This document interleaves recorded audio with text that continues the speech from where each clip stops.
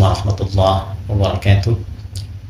Alhamdulillah, wassalatu wassalamu ala rasulillah wa ala alihi wa sahbihi wa man walah wa ba'd. Saudara-saudariku dimanapun kita semua berada, semoga video ini menemui kita semua dalam keadaan yang baik, sehat, dan diridhoi oleh Allah Subhanahu wa Ta'ala. Alhamdulillah, kita sangat bersyukur pada Allah Subhanahu wa Ta'ala masih diberikan kesempatan untuk berkehidupan, beraktivitas hingga tiba di hari kedua di bulan Dzulhijjah tahun 1446 Hijrah, di hari Kamis ini. Satu anugerah yang sangat besar yang tidak setiap hamba Allah memiliki peluang yang serupa dengan kita semua. Lebih kita syukuri bahwa keberadaan kita di hari ini, di waktu ini juga disertai dengan keimanan kita kepada Allah Subhanahu wa Ta'ala. Dan iman itu sesuatu yang sangat mahal. Tidak semua yang hidup di muka bumi sampai detik ini boleh jadi punya kemampuan untuk beriman pada Allah Subhanahu wa Ta'ala. Iman itu bukan sekedar klaim kebertuhanan, keyakinan untuk bertuhan, tapi juga keyakinan itu memiliki satu konsekuensi berupa pembuktian. Di antara pembuktian yang kita bisa tampilkan dalam konteks beriman, setidaknya ada dua aspek yang penting. Ada pembuktian mengerjakan perintah, dan kedua, pembuktian menjauhi larangan. Karena itu di dalam Islam kita mengenal amar ma'ruf untuk mengerjakan perintah yang baik, nahi mungkar untuk meninggalkan, mencegah, menjauhi segala yang dilarang. Dengan tujuan yang jelas, bukan hanya syariat, agama memerintahkan kerjakan, kemudian tinggalkan, tapi dijelaskan tujuannya. Untuk apa mengerjakan ini? Untuk apa menjauhi ini? Apa manfaatnya untuk kehidupan kita di dunia? Setelah meninggalkan dunia, kemana kita akan berlabuh? Manfaat dari itu semua apa? Bersyukur kita sebagai muslim, seluruh tuntunan beragama di dalam Islam dijelaskan dengan keterangan yang sangat jelas, sangat detail, dengan contohnya yang sangat presisi, sehingga selalu memberikan kepada kita gambaran-gambaran yang terang untuk menunaikan tuntunan agama ini.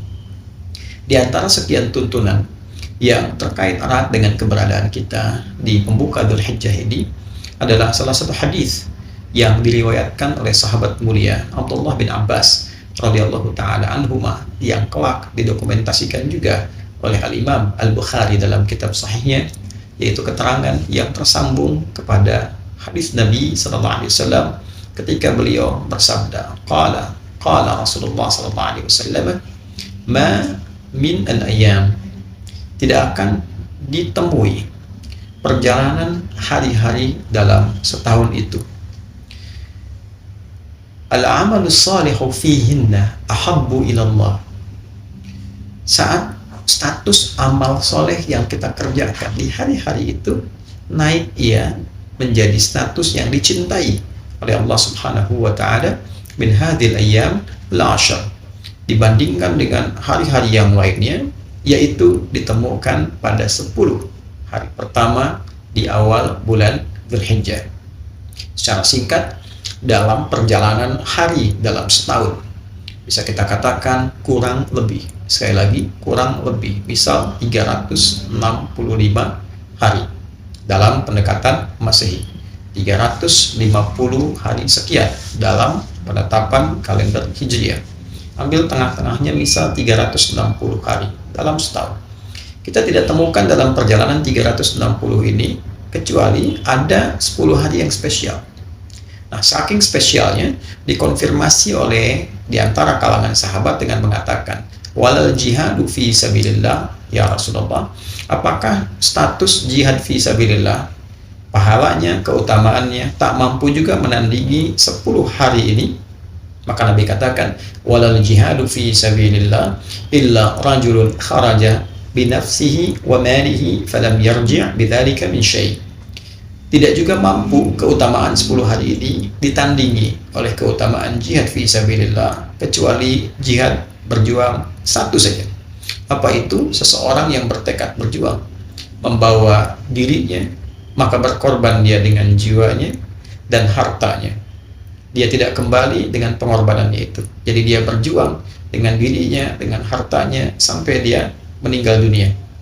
Seperti orang dalam perjuangan spiritual berhaji, dengan dirinya, dengan jiwanya, dengan hartanya. Oleh karena itu, jika ada seseorang bahkan baru berniat berangkat menunaikan haji, dengan hati yang ikhlas, dengan harta yang bersih, dia berangkat dan meninggal, itu termasuk tinggi sekali amalannya, dan tingkat jihad yang paling tinggi yang mengalahkan keutamaan 10 hari ini. Tapi di luar itu, 10 hari ini istimewa. Itulah pembuka bulan Dzulhijjah, 10 hari pertama. Maka dari itu, para ulama hampir seluruhnya mengomentari hadis ini yang statusnya sangat sahih dengan status motivasi kepada kita untuk meningkatkan perbuatan-perbuatan mulia yang dipandang oleh agama. Setiap perbuatan mulia yang dipandang baik oleh agama itu disebut dengan amal soleh namanya. Maka dari itulah kita ketika hadir di momen ini saling memotivasi diri. Bagi saya pribadi, Anda, kita semua saling mengingatkan, saling mengajak. Semua peluang tidak harus dibatasi, karena Allah akan menilai berdasarkan ketulusan niat kita. Yang berpotensi dengan badannya, fisiknya, tenaganya, dia tingkatkan amal soleh dengan fisiknya. Sholatnya, baca Qurannya, ada sesuatu di jalan yang bisa ia ambil, bantu singkirkan, duri kah, batu kah, dia lakukan dengan niat karena Allah, memuliakan perintah Allah, memuliakan petunjuk Rasulullah, nilainya tinggi, lebih dari jihad fisabilillah. Kita, sekali lagi saya buka tadi dengan iman kita. Iman ini yang memandu kita untuk meyakini. Yakin, silahkan. Belum yakin, belajar supaya mengerti mengapa ada tuntunan semacam ini. Kemudian yang memiliki titipan dari Allah berupa kelebihan harta, silahkan beribadah dengan hartanya. Berinfak, punya agenda, hari ini infak berapa, besok berapa, dan nilainya itu beda dengan hari-hari yang lain, nanti mendekat kepada kurban dan sebagainya. Kemudian bisa yang menggunakan intelektualnya, dia beramal soleh dengan ilmunya, dengan pikirannya, keluarkan ide-ide yang baik, memberikan share kebaikan kepada orang, menjelaskan hukum-hukum, niatkan karena Allah. Itu lebih daripada jihad fisabilillah dalam konteks ini. Insya Allah perjalanan sampai tanggal 9 ada pedomannya, ada tuntunannya. Nanti insya Allah di kesempatan yang lain kita akan coba rinci sedikit demi sedikit. Yang mau kurban disiapkan dari sekarang. Yang ingin meningkatkan puasa boleh dari hari pertama tadi yang puasa, alhamdulillah. Yang belum ada kesempatan hari ini, barangkali teman-teman ya, yang pertama kemarin selesai Rabu, sekarang Kamis, yang belum sempat hari ini Jumat belum sempat, Senin bisa mulai. Ya, nanti hari ke-8 misalnya mau puasa, bisa. 9 bagus. Karena nilainya nanti ada yang spesial yang terkait dengan wukuf, di sini kita puasa. Nilainya bisa menggugurkan satu dosa yang telah setahun berlalu, dan itu memberikan gambaran kebaikan untuk kita. Kemudian yang akan kurban, belajar fikih kurban, ya, disiapkan dengan anggaran berapa yang dimiliki, cari hewan terbaik, niatkan karena Allah. Tapi poinnya adalah kenapa pahalanya begitu besar? Kenapa menjadi istimewa? Karena ternyata 10 hari ini di antara manfaatnya adalah menyempurnakan pelatihan Ramadan kita selama sebulan untuk melengkapi kekurangan-kekurangan sehingga melahirkan manusia yang lebih paripurna lagi kebaikannya, menghilangkan salahnya, membangun solehnya, menghadirkan kebaikan dari menepikan salah dan membangun soleh. Kesalehan yang muncul setelah salahnya hilang itu disebut al-birru namanya, birrun. Jika itu melekat pada pribadi seseorang, maka berubah menjadi mabrurun. Ada orang demi meraih itu dia menunaikan haji yang merubah perilaku orangnya menjadi lebih baik dari sebelumnya, lebih soleh dan hilang salahnya. Dia tekan salahnya untuk muncul solehnya. Itulah haji mabrur. Yang belum punya kesempatan berhaji di tahun ini, dia berusaha memaksimalkan 9 hari di awal, kemudian ditutup dengan hari ke-9 dia puasa, memperbaiki diri. Karena itu kalimatnya serupa dalam substansi. Al-Hajju Arafah, di sini Siyam Yaumu Arafah.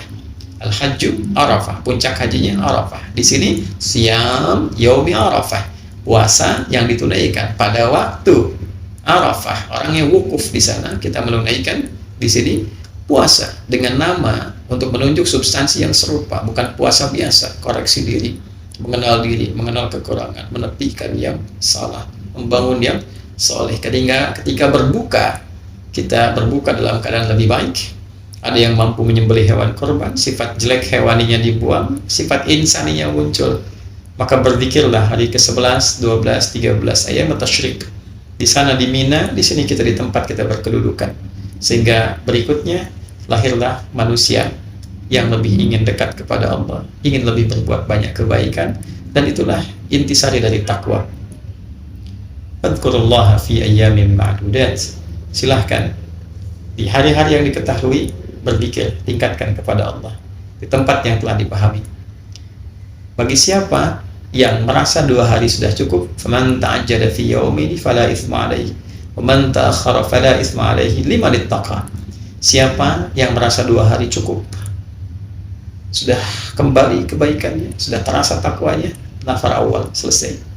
Siapa yang ingin menyempurnakan, dalam arti masih ada yang kurang, saya pengen perbaiki lagi, hari ketiga dia merasa nafar akhir selesai, silahkan, gak ada masalah di situ.